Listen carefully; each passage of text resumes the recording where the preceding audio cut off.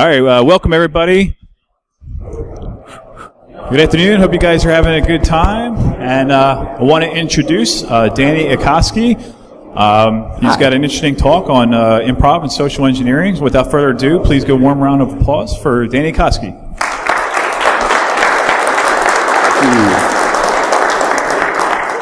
Oh, don't clap yet. You haven't actually heard the talk. You can save the booze for later. So, yeah, welcome. First of all, who's having an amazing time at the second BSidesPhilly? Like, this is pretty fucking great, right? I was so happy. This is my second time presenting. I got to present last year, too, and just so happy that Philly finally has this conference for themselves. So, happy to see all you guys out here. So, yeah, my name's Danny Akacki, and I wrote a talk about how you can use improv comedy to be a better social engineer, whether you're new to social engineering or a seasoned vet. By a show of hands, how many people have some aspect of SE in their jobs? Cool. And for those of you who haven't raised their hands, you guys are all social engineers because you do this stuff every day, right? When we wake up in the morning, nobody gives us a script, right? Nobody tells us how to interact with people or how to figure stuff out. And this is kind of the thought process I went through when somebody else, wasn't my original idea, somebody else gave me the idea to try improv comedy, just to be better at SE. So that's me. That's all my multiple Twitters that I barely ever visit except for my own. I actually run a Twitter and a contest happened this past year at DEF CON. What we did is we made about 50 different slide decks, all random, and had people come up and present, having never seen them before. Whose slide is it anyway? It was amazing. Actually, our winner of the DEF CON Whose Slide Is It Anyway contest is sitting right in the front row. Bia, stand up, please. She owned everybody. She was so good, man. And thank you to her father, Heave Hacker, for letting us curse like drunken sailors for 2 hours in front of her. I assume we didn't damage her any more than he already has. So, I also, actually, this slide's a little bit out of date. I run a local security meetup up in the Lehigh Valley in Easton. Anybody in the Lehigh Valley?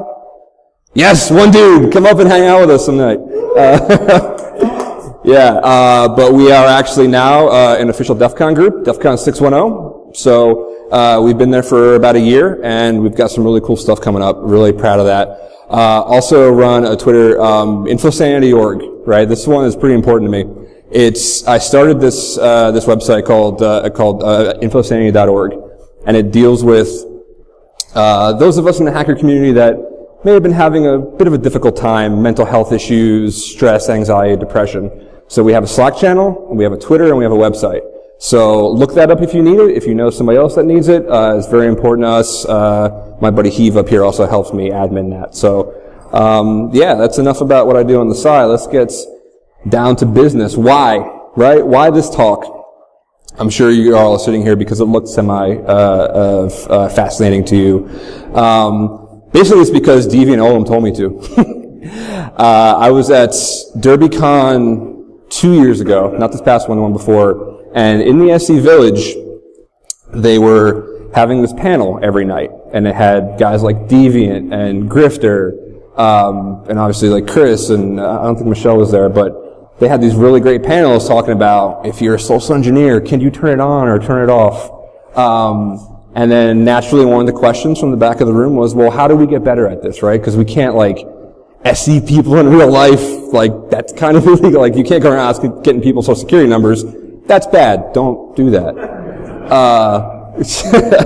So, but how do you practice, right? Like, how do you get better at this? And it turns out, like I said in the very beginning, we're all improvisers. We do this every day, right? So, this goes, like, improv goes back a really, really long way, like, back to like the 1500s of troops of comedians would just travel around and just give these improvised shows. No scripts, no nothing. So this is a very old art form, as old as social engineering. From the dawn of time, like one caveman was trying to trick another one into getting his fish, right? Like, that's just how we evolved. Like, we're all social engineers. And during this panel at DEF CON, or at DerbyCon, I'm sorry, Deviant said, well, I've heard some of the better social engineers study improv comedy. And I was like, well, that's interesting, because you have to really think on your feet, right? And it's nothing scripted. Like that's like the antithesis of what improv is about. So when you're on an SE engagement, you don't ever know how your target's going to respond to you. Whether you're doing, a physical penetration test, whether you're vishing, right? Whether you're fishing, you have to know what triggers people. You have to figure out like what these people care about, right? And it's tricky, and those are the unknown variables. I mean, you can know all the principles of influence. You could read, Robert Cialdini and study microexpressions all day long, but there's still that human element that's always going to be improvised on the spot. So I figured, hey, why the hell not? So up in Lehigh Valley, so I'm in Easton, there's like Allentown, Bethlehem, Easton, right up the extension. In Bethlehem, at the Steel Stacks, they have Arts Quest, is this big building that they build around like the whole arts and community. They have concerts and all kinds of things. Well, it turns out, right in my backyard in Bethlehem, they have a big improv scene. They have one main troupe who does shows every Friday night, Man Dude Bro. Then they're amazing. Like, they'd be worth the 2-hour traffic jam on the Schuylkill just to get there to go see them. So I figured, okay, I went to go see a show, participated even a little bit. When you first come up, they ask for somebody to come up on stage, right? Because they need fodder for their improv show. How many people have ever been to an improv show? Cool. So a lot of this is new to you. That's awesome. So there's a lot of different ways to approach opening that improv show. They'll have somebody come up and like just talk, right? And this was my first kind of lesson in how improv parallels SE. Because you're basically, you are active listening, and you are getting information from these people to form the basis for your next hour or 2-hour show. It was awesome. And my first improv show, I was that guy. Nobody wanted to go up, so I was like, yeah, I'll be the dummy that raises my hand. I'll go up. And then I'm talking to them for a good 45 minutes. And what I was amazed by was how their initial question was, so who had a good day today? Who had a good day today, by the way? Anybody raise your hand? Awesome. I was hoping everybody would say it, but that's fine. And the guy who didn't, I'm going to come find you. We'll have beers later. Have a good day. So, but they immediately pivoted from that and got me talking about my relationships, my financials, nothing, I mean, obviously keeping some kind of OPSEC. But I was shocked that, like, by the end of the conversation, they knew, like, all this stuff about me, like, what the worst fight I ever had with my significant other was, where I shopped. And the whole time, my inner SE is going, oh shit, I hope nobody is writing this shit down, or I'm in big trouble. So that was a lot of fun. And then they did a whole, like, improv show based on that. And the information they were able to get and the attention to detail that they had listening to me just resounded with me. I'm like, I want to be that good. Even if I never did SE again ever in my life, or if I never was like a professional improviser, whatever, I want those skills. That was impressive. And it all spawned from just that panel talk at Derby. And so I started taking improv classes. They have, improv 101, 201, 301. I mean, we all take classes. We all learn. It's the same with them. And you build on these skills. And I did it specifically. I actually started, it was like a year ago, it'll be a year ago in January. And, just wanting to be better at SE, because I eventually want to get into, full-time SE and that kind of thing. And it also helps just your interactions with people, right? There's so many parallels between what we do in our industry and improv. So, and I was just shocked, like, right away from the first class in 101, it's all these parallels up here. Building rapport, active listening, empathy, right? Nonverbal communication in improv is just huge. When you're up on a stage and you have no script and you're just you're adults playing make-believe, which is amazing. How to frame yourself on stage, how to be present in that scene, and playing to the top of your intelligence, right? These are word for word what you can get out of improv that's going to help you along in your SE endeavors. So, just like SE, improv does have rules. It's not completely like willy-nilly. I'm just going to go on stage and act like a dick.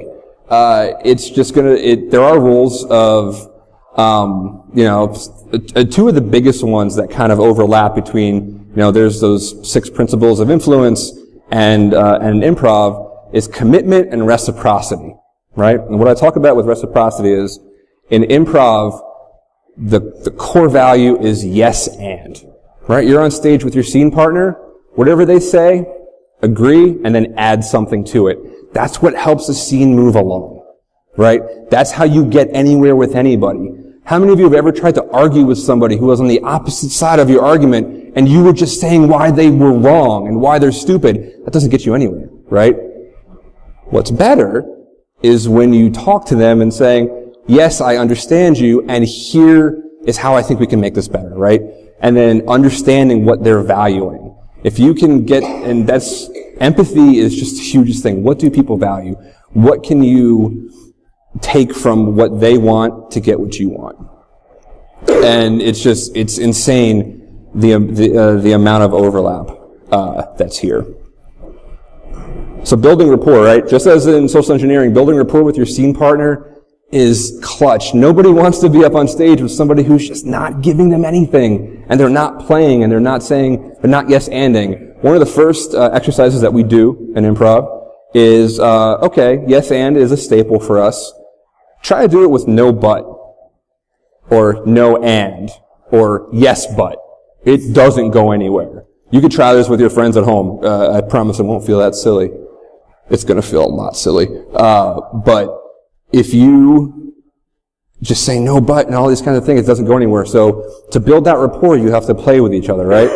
And some of the principles of this in improv is those nonverbals. From the second you go out on stage, not only are you playing to your audience, but you're playing to what's called your back line, right? If you have, an improv troupe full of 8 people, 9 people, they're listening to you and they're following your scenes, and then you're doing the same with them. So that's a rapport building right there. Giving those nonverbal clues to them that they can follow later on. Ego suspension. We have a big problem with this. I don't know. I don't like making grand statements like that. Maybe I'll retract that. But some of us have been known to have problems with suspending our own egos. Because we're proud of what we do, right? We're I've been doing this for years, and this guy sucks, or this is why you're wrong. But in ego suspension, you both have to be equal. There is no such thing as a shitty scene. It's just a scene that's establishing the world, right? You can't go into an improv thing thinking you're better than somebody or this person sucks, because that's going to manifest itself later on, and you'll never be a cohesive unit when you're doing a scene. Validating others, again, that's the whole, your idea was awesome, or maybe it didn't work that well, but I'm still going to build on this because let's ride this freight train until it goes off the rails, right? It's either going to be magnificent or the greatest shit show you've ever seen. Either way, that's a good improv show. Asking how, when, and why. Building that world around you, right? Because literally, there's more stuff up here than would be on any improv stage I've ever been on. It would be nothing. And a lot of the building of the improv scenes come from, the back line comes out and they say, there's a desk right here, and there's a picture right here, and there's a fireplace, and there's a 3-legged dog over here. They're building that world, and they live in that for an hour. Right? So, how, when, why, gift giving. If I come out to establish a scene, you automatically want to know, who are these people to each other? What do they want from each other?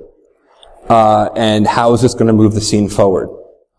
All of these things are part of building rapport, and it's the same with social engineering. Gift giving, all of these are word for word some of the principles of social engineering, right? Suspending your ego. One of my stories for this is I recently competed at DEF CON in the SE Village SE CTF, right? How many people have been to DEF CON?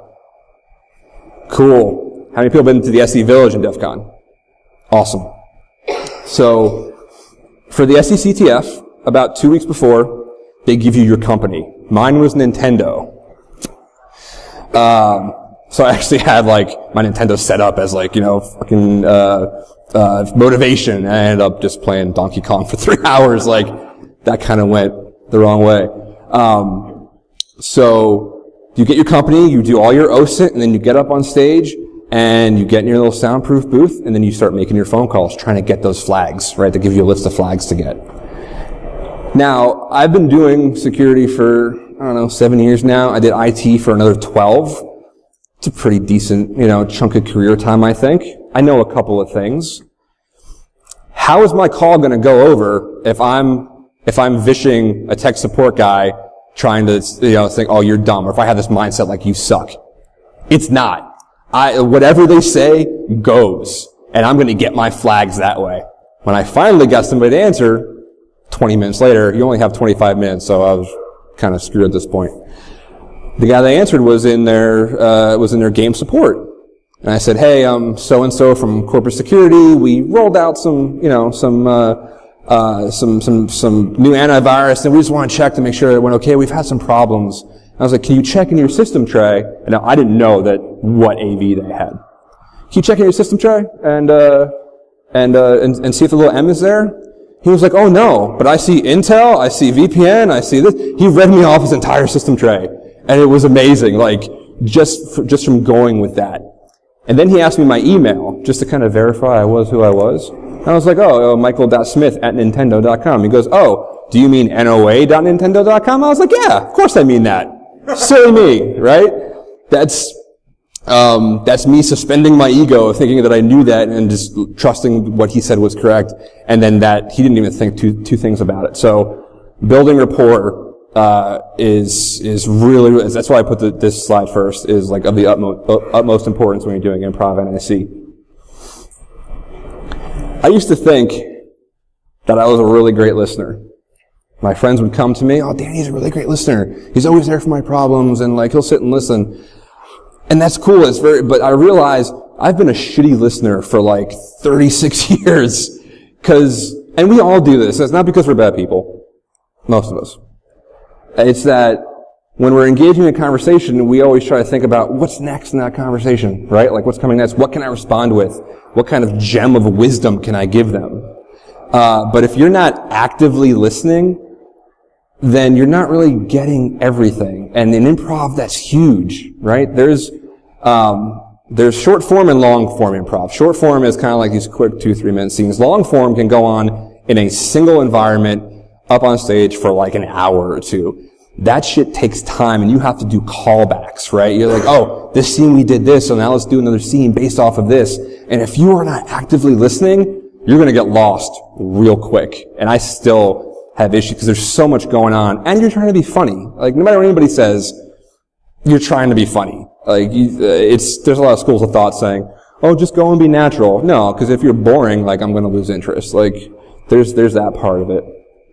So, I got to this realization when I took SE training last year in February from SE Org.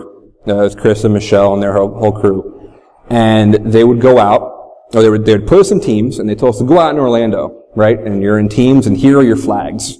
And each night they got progressively harder. I'm not going to tell you the hardest ones because I don't want to spoil for anybody that might take it, but they're horrifying.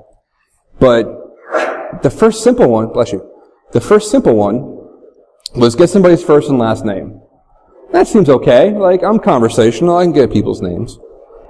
Last names are incredibly intimate, if you think about it. If you just meet somebody on the street, how often do you give them your last name if they just ask for it? That's an immediate fucking red flag, right? So I found it to be really difficult. And I found when I would approach these people, I'm obviously not a small guy, approaching this little lady with bare speed. And I was like, hi, how are you? And she's like, oh, what the hell? What are you doing? And I'm already asking my questions, my building rapport questions. First ever, engagement, and I'm just barreling through, thinking ahead. Remember, can't think ahead, can't plan. And failed miserably, because I wasn't listening to what she was telling me. So if I was listening, I would have figured out that she was horrified by me and was slowly turning this way, right? So that was my big lesson in, holy shit, I don't know how to listen. There's a big difference, there's a big gap between being a good listener and a skilled listener. And, that's what happens. We all have things to do, we're busy, we have cell phones, we have this, that, and the other thing, with people trying to get a hold of us. But if you're on an SE engagement, the thing you might need the most, whether it's, like I said, phishing or vishing, if you're on that phone and you're trying to build that conversation with them and they mention something offhand like, oh, my daughter, and you just skate right by it, that could be a whole nother phishing lure for them later, right? But you missed it because you're so busy thinking about what's ahead. And obviously that can't work in improv because there is no plan, right? There is no plot to improv. So, I talked about being funny a little bit earlier on, and this is where improv gets interesting, right? It's finding the game of the scene. Hence the title of the thing, Game of the SE. What's the game? It's the funny thing, right? It's, you come out and you start establishing these worlds, and for first time people going to improv, they might think, oh, this isn't, for the first 10 minutes, they're like, holy shit, this sucks. They're just talking about horses and a barn or whatever, like this, but we're trying to find that funny thing, and all of a sudden you discover, oh, the farmer likes to dress up in Barbie clothes. Oh, okay, well there's the game. Right? You found that funny thing. And then from there, you raise those stakes, right? You explore that world, walk-ons, jog-outs, cut scenes, all of this. So a walk-on in a scene is when, if two people are in a scene, third, fourth guy comes out and they start adding to that world. Right? So that's, once you find that game, and then you just keep hitting on that over and over again, and then finding little different sub-games, right? So one of the best illustrations of this is the Herald. This goes into finding the game and active listening. Now, I don't expect you guys to follow this to a T, because this is really convoluted, right? Let's see if my little laser pointing thing. Okay, cool. So the Herald is basically like comedy Inception. Think of it like that. Going 3 levels down with like 6 levels sideways. Right? So you start off with the opening where people come out and they ask the audience for a suggestion. Like, oh, I suggest ladder. And then people come out and tell what the word ladder means to them, right? And then once those monologues are done, people come out and start building that world. So building the world is that first beat. And this is mostly just explaining improv to you guys. And this is just one of the forms of it. And then that first beat is just coming out and doing scenes about whatever somebody brought up about ladders or working on their house, whatever. But the whole time you're back here actively listening as a member of that troupe if you're not out there and paying attention to those details, because you're going to call them again in that second beat. And then those are going to be 4 or 5 3-minute scenes, right? And then you have to keep all of that together. And when I talked about heightening and finding that game, coming down to that third beat and just really going apeshit like, oh, now this guy has a fetish with ladders, or he used a ladder to kill his neighbor, and all of a sudden, like, that escalated quickly. Notice right here it says plot with a big line through it. I'm going to hammer that. No plot. There's no plot in improv. There is just inspiration for new things. And then, of course, you have some group games and stuff that in the middle of all of this, you're trying to follow, and you're back here and thinking, oh my God, is my fly open the whole time? And all of a sudden, like, your mind is wandering and all this other kind of stuff. You're still paying attention to all of this enough to do a big group game that has nothing to do with any of those beats. So this is what I'm talking about when I talk about active listening, right? These connections and these callbacks. Because what SE engagement ends after one day? None of them, right? They're longer than that, and there's multiple aspects, right? Your physical game can then tie back to your phishing campaigns and all kinds of things. So those connections, those callbacks, whatever OSINT that you had during SE, and like, oh, I know that these people do their trash, right? And I know that these people do their laundry. Well, that's cool because now I can send a phishing email from their vendors and all that kind of stuff. It's these connections, these callbacks, this attention to detail. That is why improv has just changed my entire viewing of what it takes to be a social engineer. Even Hitler had a dog. When I talk about empathy, right? When you're up on stage in improv, it's the underlying skill of being changeable in a scene is empathy. It's the ability to see where somebody else is coming from, to be fluid, to, most importantly, adopt points of view that you not only were not expecting, but you vehemently and wholeheartedly disagree with. But if I'm out on stage and somebody gives me that gift of labeling me, it's weird to say it out loud, but like, oh, I'm suddenly Hitler or Mussolini or whatever, I can't all of a sudden be apologetic Hitler. How is that funny? You know? And this is what the spirit of improv is. It's not being this politically correct, like, oh no, you could never call me Hitler, like that's just mean. No, okay, well that's cool. Well then, he had a dog. Maybe my scene is him playing with a dog, or he has a soft spot for kittens, or whatever. My point with it is that adopting that viewpoint of somebody that, maybe he got a bad rap. Yeah. He didn't. He's a monster. Let me qualify that, because this is being recorded. Hitler was not a nice guy.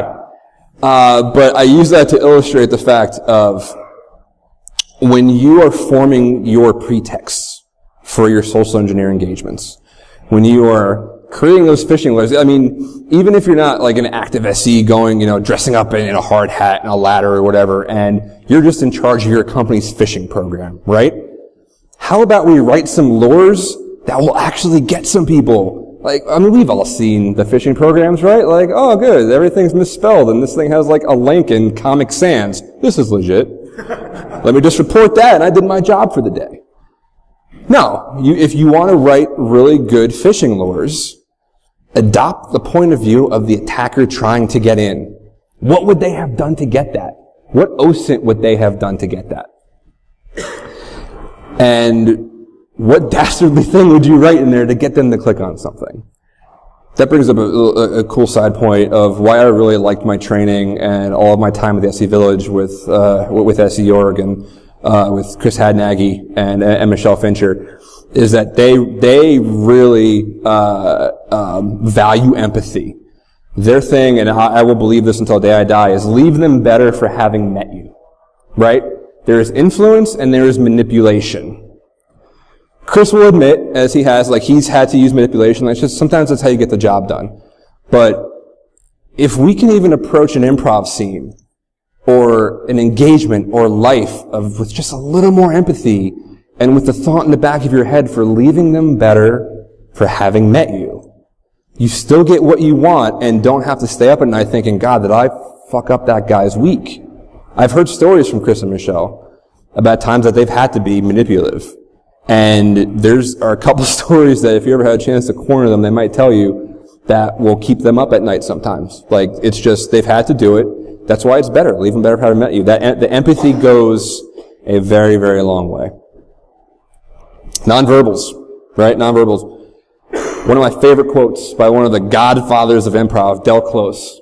In improv, there are pretty much two major areas, right? Chicago and New York.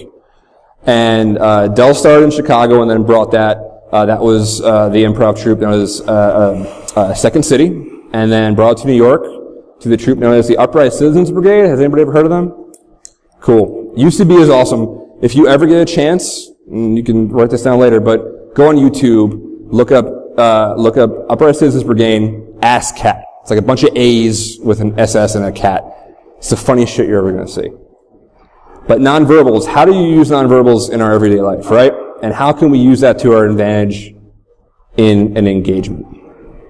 So, story time, again, to really illustrate this. When I was doing my training down in Orlando, the second night we went out, we were pretty successful the first night, like solos and that kind of thing. I got all my flags. It was awesome. Feeling really good about myself, right?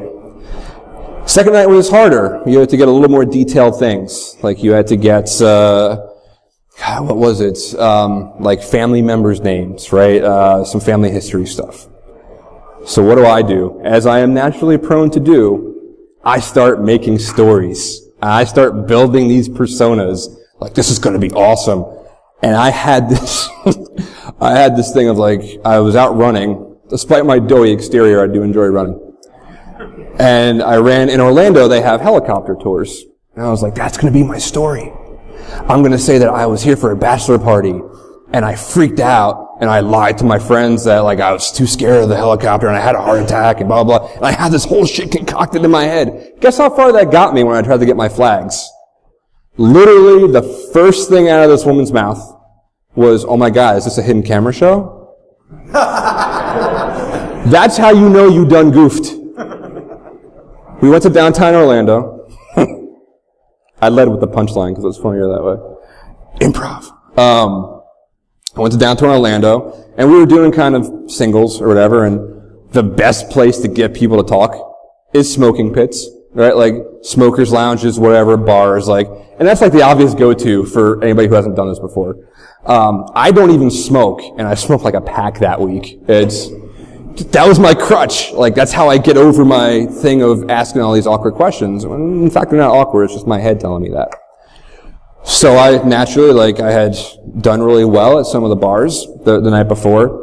So I find a little smoker's lounge. Now, it's not a bar, it's like a family, thing, downtown Orlando, if anybody's ever been. And of course, since I'm getting in the headspace to be this character that freaked out for a helicopter ride, I just fucking come charging in, and she's obviously like all of a sudden like, what the hell? And like, I'm acting all nervous and shit like that. Like, all of a sudden, all of my before I even really said anything, I could see it in her face. All of my non-verbals, this like, jerky smoking motion, and like just looking around, like, I was really overdoing it. I hope there's no like surveillance video of this, because it was just god awful. That's what keeps me up at night, is that attempt. And then, that was her reaction. And then, of course, my two buddies who are on my team, they come and try to bail me out, and like, oh, don't worry about him, blah, blah, blah, he's just mentally retarded, you're fine. He's a little slow. And then I bailed. I was like, no, I'm out. This was too embarrassing. Let's just go drink the night away, please. Just booze and sushi was my medicine that night. All right. And that also goes into mirroring, right? This is how mirroring is one of the easiest and most complicated things to do when it comes to nonverbals, right? Because you have to be active about it, but not overactive about it. The same goes for improv. When you're in a scene and you're reacting to your partner, it's never about the words being spoken. It is how the audience is looking at you reacting to your partner. Is it a real reaction, or do I know I'm at an improv show? Like, there's the difference, right? Overacting, like being the crazy guy in improv, right? Like, that's funny sometimes, but you need a straight man. So those nonverbals really help level set what your scene is going to be about. When it comes to SE, mirroring, right? This actually really helps. If somebody's kind of bladed away from you and they have their arms kind of like this, that's a really defensive posture to be aware of, right? But if you know that's how somebody reacts to you in real life, play that in the improv show. Like, I've had somebody be defensive against me, so now I'm in a fight on an improv show. That's going to work. So it kind of works both ways, right? Mirroring is huge. Nonverbal communications make or break a scene, and they make or break building and keeping a pretext when you're doing an SE engagement. Speaking of pretext, negating your frame. If I call you up on an engagement and I'm trying to get information, and the first thing I say is, "Oh, thanks for that. Good thing I'm not a hacker, huh?" You've just negated your frame, and that person on the other end of the phone is thinking, "Oh shit, what if he is a hacker? I better hang up and call security." And now you have an incident, and now everything goes to hell. All right? That's negating your frame. This goes back to yes and. Yes and. Give gifts. Build the scene. Commit to the character you are. If you are Osama bin Laden on stage, commit to that. It'll be over in a few minutes. It's not going to be that bad, I promise you. So the worst thing that you can do in SE is negating your frame.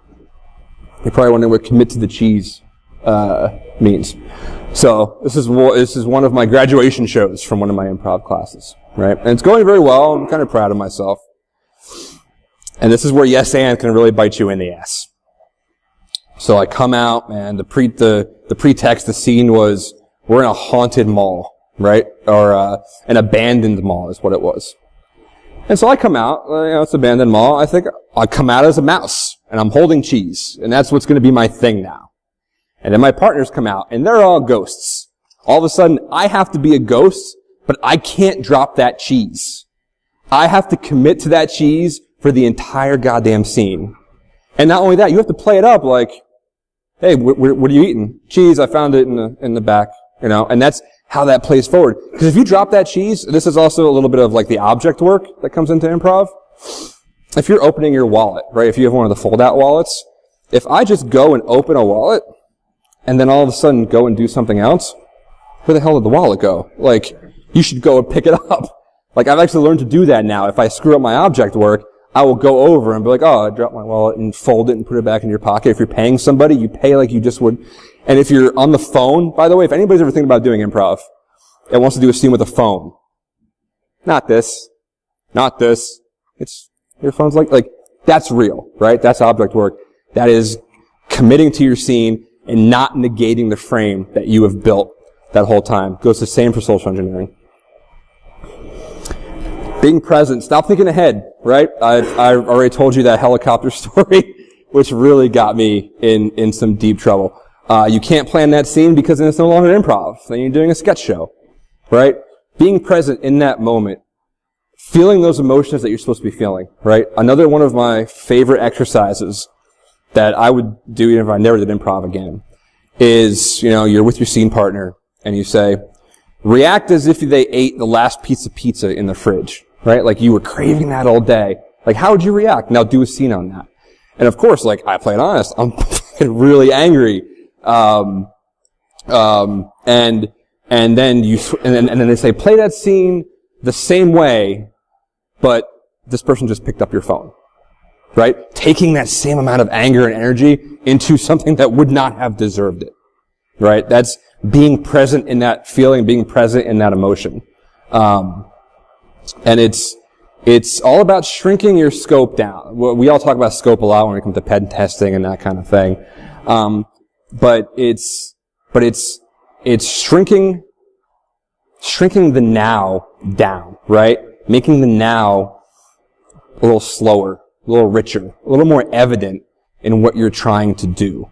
Like, just be present in that moment. I actually have a thing now. I have a 2.5-year-old son that my wife takes a lot of the pictures, and we both used to be with the phones like, oh my god, he farted again. That's fucking awesome. Right? Now I almost went the other way. Like, I don't take any pictures. Because I want to be right there when he took his first step. When he ate his first bite of solid food. When he mimicked the first time I said the C word, I was so proud.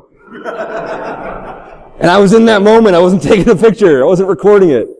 Yeah, don't worry about the C word. Forgot B is here, ladies and gentlemen. So, just being present in that moment really helps you kind of, just not in improv or SE, man, just in anything else. Being comfortable with silence, right? Everybody wants to fill the space with something. I've just now gotten better at not just barreling through my talks, right? You'll hear me do a little pause here and there. But it took a long time. Pregnant pauses are a great means of elicitation in your improv engagements, right? Talking does not equal confidence. We've all been on social media.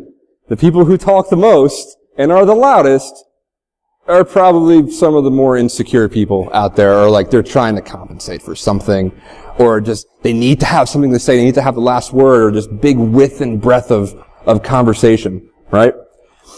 It's those silences that people need to fill them. So if you're just quiet and you ask a question and they answer, and then you nod and you're having and then they'll fill it with something else if you don't immediately say something afterwards. And that's where that elicitation takes place in SE. And it's the same way in improv, right? But silence is great there. You don't always have to be going back and forth. So that's another way that improv taught me to be comfortable in that silence. You are not stupid. No matter what anybody has ever told you, you are not a moron. You're not an idiot. And even if you don't know something, play that shit to the top of your intelligence, right? Don't get yourself down about you not knowing something. Go with what you do know and build on that. There is power in saying, I don't know. It's how I built my entire career. I'm probably going to say it a million more times just on Monday, right? So playing at the top of your intelligence in improv is, if somebody asks me a question in improv and then they've labeled me as like a doctor or a lawyer, whatever I say is the correct thing. And I am 100% confident. And if you have a good scene partner, they're not going to question you. If somebody asks me, how many miles to the moon? 65. Oh, cool, I didn't know it was so close. And then you move that scene along, right? But I am in that moment as a doctor, and unfortunately the top of my intelligence as a doctor is not knowing that the moon is considerably further away than 65 feet. This ties nicely to the part of SE where we come to open source intelligence, right? Gathering all the information that you need. You cannot have successful engagements if you don't have the legwork, right? If you don't have that background on people, if you're profiling employees, the company, the infrastructure, right? That is playing to the top of your intelligence. You're only as good as the intel that you can just make up in improv, right? Like, I can make anything up, and as long as you're confident in that. But the point here is to commit to it, and if you don't know something, say so. Or you can obviously bullshit your way through it. I've made a career out of it. So, thus concludes most of my presentation. For anybody who is curious about improv, first of all, if you're in the Philly area or Lehigh Valley area, check out Man Dude Bro every Friday night. They're amazing. Like, I love those guys. My wife has even taken an interest in SE and improv. She has now surpassed me at improv. She's taken more classes, more workshops than I have. It's a proud moment for me, because for 10 years she's never listened to a word I said, and now she's like an improv queen. So, Truth in Comedy, by Del Close and Charna Halpin. And, the UCB manual, thick book, but totally worth it. And my personal favorite, is How to Be the Greatest Improviser on Earth by Will Hines. It's incredibly well written, relatable, funny. Even if you never improv, just seeing those behind the scenes and how that works might give you some inspiration for other areas, of your life. Other podcasts, I don't have it up here, but Matt Besser does one called Improv for Humans. So that's a really great one. When it comes to SE, I talk a lot about Chris Akacki and Michelle Fincher, both from Social Engineer Org. Paul Ekman does a lot of the micro expressions, the facial expressions, which he does really great trainings too. You can get him on his website. I bought him myself for my own education. They're awesome. And Joe Navarro for that body language, right? That nonverbal communication. He's the man. He's done so many good things. I follow him on Twitter too. He's really entertaining. He was especially entertaining during like the presidential debates.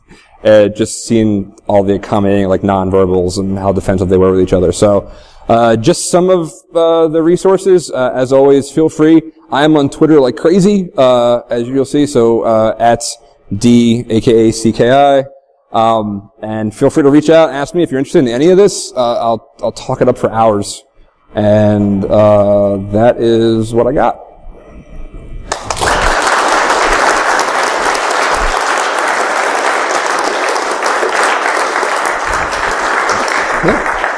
All right. Anybody have any questions?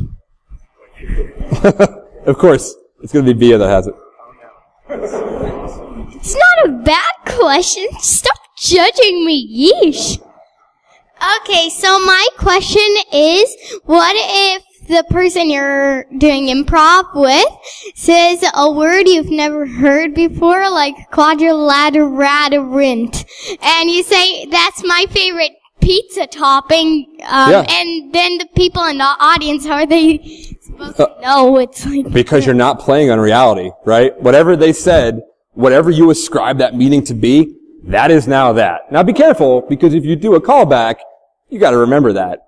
The funniest parts are where they make up those kind of words, or it's just, you flub a normal word, and that is now the pronunciation of that word for the rest of the show. If you go back to the normal pronunciation, the audience will call bullshit, right? So that is that commitment, right? That is that, top of your intelligence. That is what that thing is, and for now, forever shall be.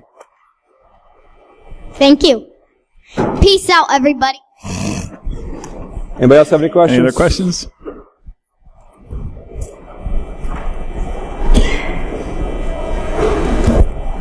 I kind of caught a little. I had to run out for a little bit and came back. I don't know if you talked about this. So in the social engineering aspect of things, when you're also using that reality, or you're creating your own reality and your own persona when you're trying to extract this information from someone during that engagement, what are your strategies, for example, for how would I say, like, to give them a little piece of information to make them feel more comfortable during the absolutely the interaction? This is a gold mine, right? Especially with Facebook and Twitter and social media. I had somebody do OSINT on me I also do a podcast called Rally Security. It's actually pretty funny. You should check it out. But for one of our episodes, it was all about social engineering. And I had a buddy of mine who does this professionally for a living for many years OSINT me. Holy shit. He found so many different things. Like, he found posts I made on websites a decade ago asking about, like, VNC for my company, and like, oh, here's my subnet. How can I get in here? If you Google my name, that post comes up. It's embarrassing, right? But if you know ahead of time, right? If you're doing that active listening and they mention, like, oh yeah, my son was sick today or whatever, even if this involves a little bit of deception, obviously all of this does. Yeah, my kid was sick today too. Even if I didn't have a son, I have a niece and a nephew to pull off of, right? So it's paying attention to those little things. What's their inflection in their voice? Do they seem stressed? Do they seem happy? Are they smiling as they talk to you? Reciprocate that. And maybe start a little small talk. Everybody's been on a good customer service call, right? That is actually not like a genuine one where they're trying to help you and they're, again, filling those silent pauses with chatter and information, right? Like, oh yeah, nice, oh yeah, I'm in Phoenix, Arizona, and I live here, and my 2 kids, or blah, blah, blah, blah, blah. And that is building that rapport. So absolutely, whatever little bit, like, I will mimic whatever they tell me to the top of my intelligence. Do not try to mimic something you know nothing about. If you've never had kids, never spent time around kids, don't try to mimic that. Like, we'll smell that a mile away. Like, that's gonna fail, right? Again, this all ties in with each other. As long as it's something you can confidently pull off, and naturally, and make them feel comfortable with you, yeah, absolutely. Build their world into yours. And say, oh, I've experienced, having to fix a gutter or whatever, like they had a hard day. And that rapport is just golden, man. My one thing that that I started out doing not very well is ignoring the rapport building. Cause I have friends, mostly I'm not an asshole, right? That I know of. Nobody has really called me that in a while.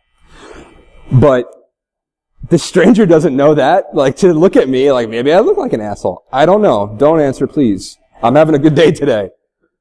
But when, so they don't know me, right? So you have to build that rapport, whether it's within a 5-minute window or a 5-week-long engagement, right? That rapport builds, and you absolutely cannot rush it. Like, everybody will be skeptical of going too fast with something. But yeah, absolutely, build that world, even if you've never actually done it, but you're confident in top of your intelligence to do that. All right, do we have time for another question? Yeah. All right, anybody have another question? I didn't plant these, by the way, just because. Totally not a plant. Yeah. So, this isn't really a question, more a comment. Something I do is I practice SE all the time. If I go to a hotel, which I'm stealing this from him, I'll lose my room key, and then I'll see if they'll let me into my room without checking anything. Or my old job, I used to go to our satellite sites, and I would see how deep into the company I could get without showing or saying anything. Every time, server room, 100%. That's a great. And it's really fun to do. And he brings that up because over the weekend, my wife and I were in Lancaster overnight, and we went to an unnamed hotel. I'm pretty sure I named it on Twitter, so you can go find it. I still want it on video. Rhymes with Ariat. Oh, shut up. Your OPSEC sucks. And it was the key I had didn't work, but I was 14 floors up. I was like, fuck, I got all the way down, my wife's waiting for me, and I saw, and this is how you can see yourself, it's really easy. I saw a cleaning lady down there, and I was like, excuse me, like, can you try your key? And her key worked. I was like, oh, she tried mine, and it didn't. And I was like, oh, can I just go in? And she goes, oh no, you'll have to go down and get a key. I was like, oh, I just have to put something in the room real quick and then I'll go down. Oh, okay. So she opens the door so I can put my bag in, and she's already busy. She's taking off down the hallway. So I'm in the room. That little change in my approach to her of, again, that's another one of the principles I didn't cover, but that scarcity of time. I just need a couple minutes of your time. Or asking for help. All of those things played in right then. And then to couple that, when we actually did leave and came back, I was like, oh, I'm gonna fix this room key situation. I had a working one. So I gave him the blank one. I didn't even try this. And I was like, oh, can I just get another copy of a room key for, room 1408? And, she's like, she's like, oh, okay, 1408. I just cut it and gave it to me. No ID. Nothing. I could have picked an arbitrary room number and gotten into it. Don't do that. SE yourselves. The other one is, getting into your Verizon information, right? Like if you have Verizon, AT&T, cell phone, gas bills, whatever. See how much you can do with your account with giving as little as possible. That's one of those ways you can practice above and beyond improv. But Jesus, I love improv so much, and I hope you guys enjoyed the time here.